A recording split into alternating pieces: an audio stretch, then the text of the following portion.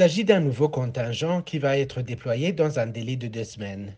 Il va renforcer la force régionale pour permettre une mise en œuvre effective et à temps du calendrier de retrait des combattants du M23 de ses positions pour les déplacements militaires des pays de l'Afrique de l'Est.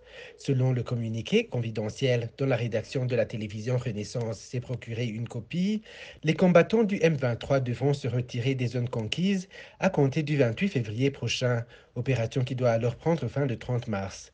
La partie conquise par le mouvement rebelle étant considérée comme vaste, les chefs d'état-major des pays de l'EAC se sont départagés les zones concernées. Pour ce qui concerne les troupes burundaises, elles seront déployées à Sake, Kiroligwe et Kichanga.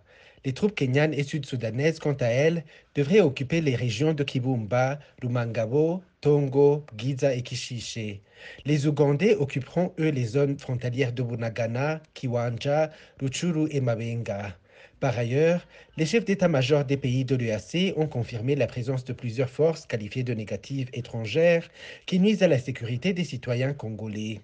De ce fait, le communiqué précise que la force régionale s'engage à rassembler les informations sur les FDLR, Force démocratique pour la libération du Rwanda, du 30 mars au 20 avril cette année.